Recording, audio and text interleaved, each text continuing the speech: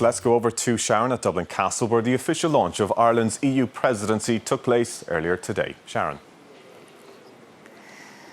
Thanks, Tommy. Well, the Taoiseach Micheál Martin has said Ireland will give its all over the next 6 months as it begins its presidency of the European Council. Ukrainian President Volodymyr Zelensky was among the special guests here at Dublin Castle for the formal opening ceremony. Ireland is to host hundreds of EU meetings as it acts as an honest broker in negotiating legislation across 27 EU member states. After 2 years of preparations, the big day finally here. Ireland hosting the EU presidency for the 8th time.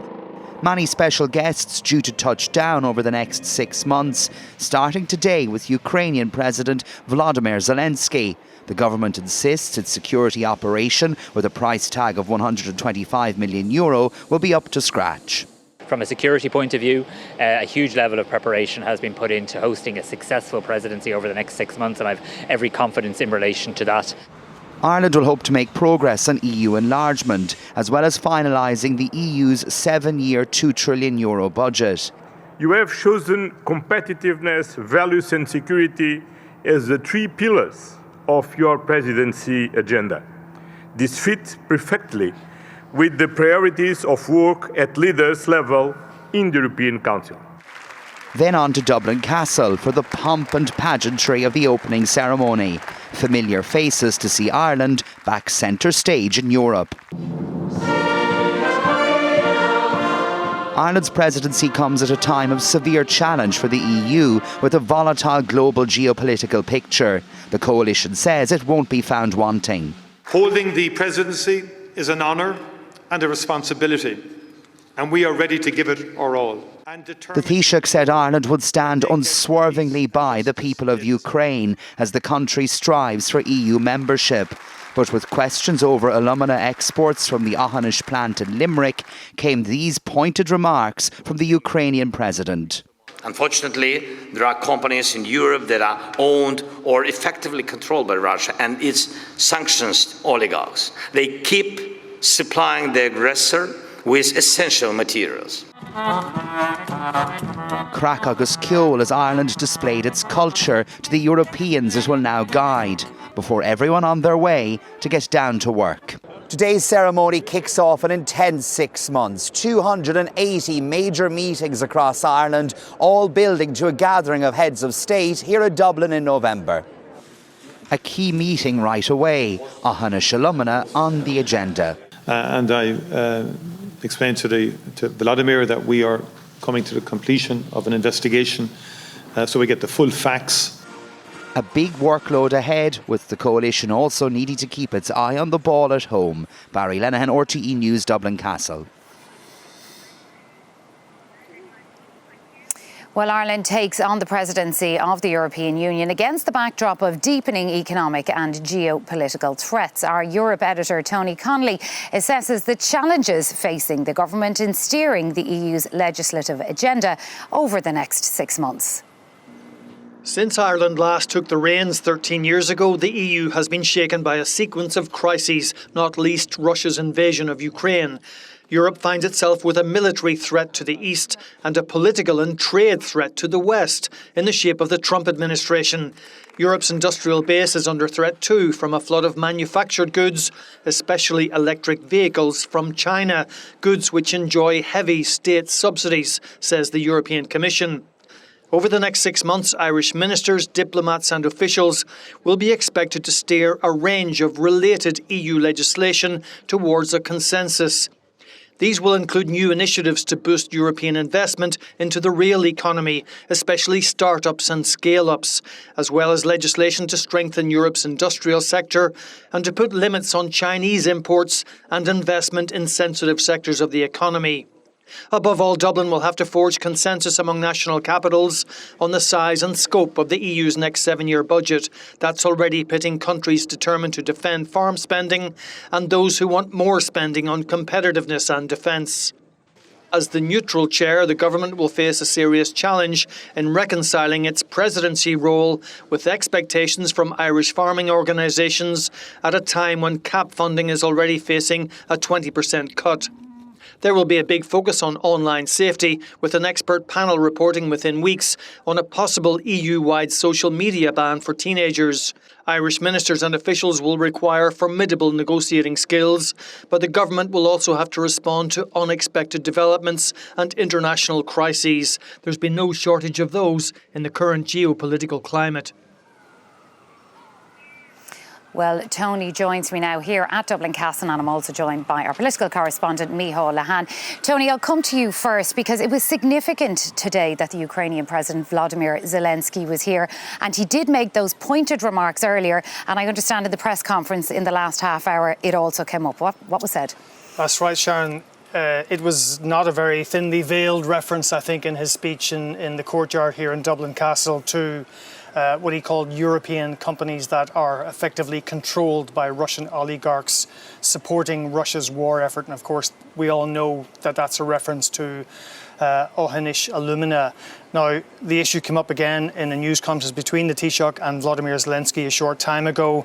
The Taoiseach was clear that the investigation that the government has commissioned will be completed, and then there will be a full cooperation between the Irish government and the European Commission on the outcome of that investigation. Now, President Zelensky also confirmed that the issue had been a substantive part of his bilateral meeting with the Taoiseach, and that he, as Ukraine's president, was very interested in the outcome of this investigation. He didn't want to wait a month, so that's an indication of the perhaps impatience in Kyiv about this whole issue, and it now is upon the Irish government to complete this investigation and then decide on what next steps might follow, whether that's the issue coming up in the next sanctions package, whether the government has to somehow nationalise the plant.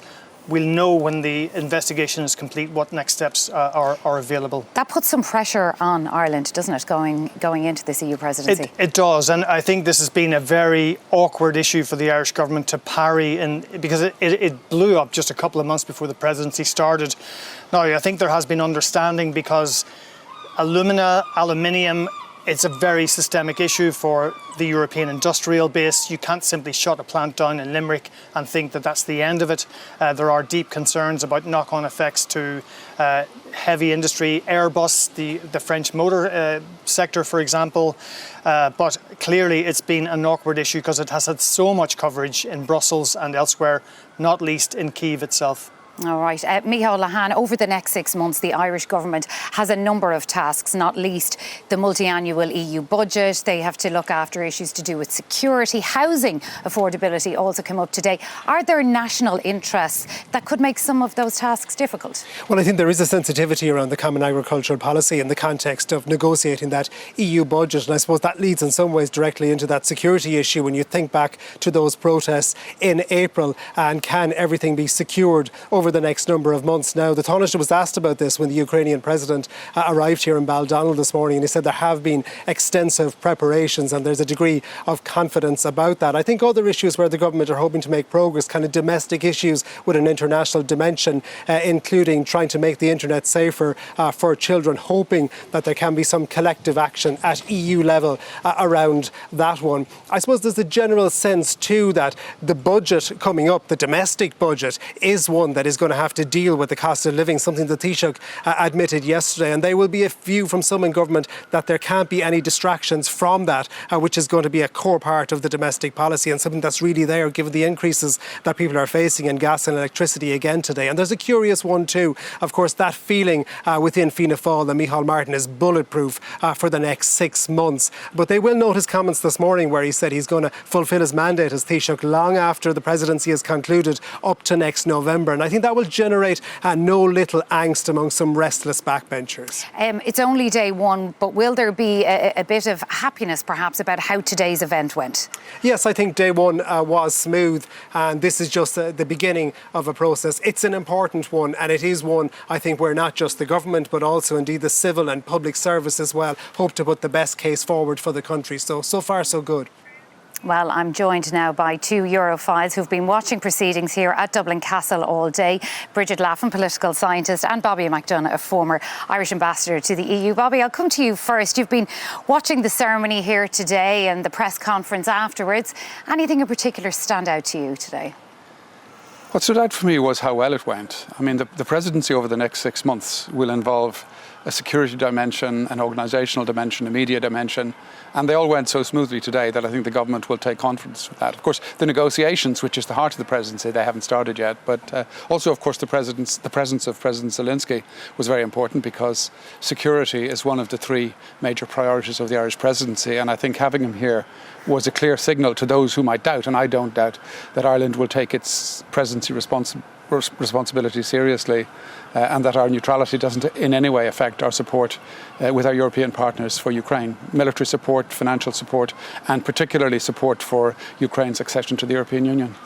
Bridget Lavin, how significant was it that President Zelensky was here today? And not only was he here for the opening of Ireland's presidency, he came with a very clear message, didn't he? He did. In fact, he had 2 important messages today. The first was to António Costa, the President of the European Council, to say we are eager to progress the accession talks and we need to open 5 more clusters. And he stopped in the middle of his speech and said, "Is that okay, Antonio?" Which was, quite, he ad-libbed. And António Costa said yes. His second intent, in my view, was to continue to secure the support of Ireland for Ukraine. But here again, in his public speech, there was a message in terms of Russian-owned companies, which was a veiled reference to Agnieszka Lumina, which became very clear in the press conference. So he came with intent, and I think he will leave Ireland knowing that he has secured the support of the Irish government and that they will take the issue of Agnieszka Lumina very seriously when the investigation is over. Over the next 6 months, Bobby McDonagh, there is a lot of work to be done by the Irish government. It will have its priorities, but there are also jobs that just have to be done. Is 6 months a very short amount of time to have to agree a multi-annual budget with 27 countries, to secure agreements on defence and a whole other range of things? It is a very short amount of time, but it means that each country can bring a huge amount of energy to it for a limited period, and that's the way the Union has worked since it was founded. I mean, there are major priorities like agreeing the budget for the next 7 years and like dealing with the enlargement issue. But as you say, Sharon, there are a huge number of other issues across every aspect of the Union's business, and Ireland has to take those forward professionally, impartially and ambitiously. And they don't have to reach agreement on all of them. After all, we have inherited a number of dossiers from the Cypriot presidency. We'll take as many towards conclusion as we can. Those that we can't reach agreement on, we will pass on to the Lithuanian presidency. But it is important that we get agreement on as many things as possible and that we pass on dossiers in as good a form as possible to the presidency that follows. In footballing terms, with the World Cup that's on at the moment, we want to bring most of the issues to the penalty shootout, but whether the penalty shootout takes place in our presidency or the Lithuanian presidency remains to be seen. Because presumably you are judged on how you perform during this 6 months term. Would that be correct to say? Absolutely, you are. I mean, you're judged both on the way you manage business, which has to be professional and impartial, but also on the agreements that you reach. And Ireland's reputation can gain a lot from how we run this presidency, as we've run previous presidencies. And reputation, Sharon, it's not just about being patted on the back, it's about influence. If our reputation improves, we have more influence, not just during these 6 months, but for many years beyond. And António Costa referred in some ways to our reputation. He talked about our charm and our humour and the fact that we speak English. All very nice things to say about us, but are those things important, those attributes, as we try to negotiate? They are, because if you think our civil servants will sit and chair close to 200 working parties, because they speak English, they can communicate effectively. And the Irish, in previous presidencies, have always married formality with informality. That's part of our culture. So our presidencies have been very successful. The expectations are very high because we come after the Cypriot presidency that had to cope with the war in Iran. Lithuania comes next. We would be regarded as older hands and more experienced. So I think the expectations of Ireland are very high, and let's hope the charm works.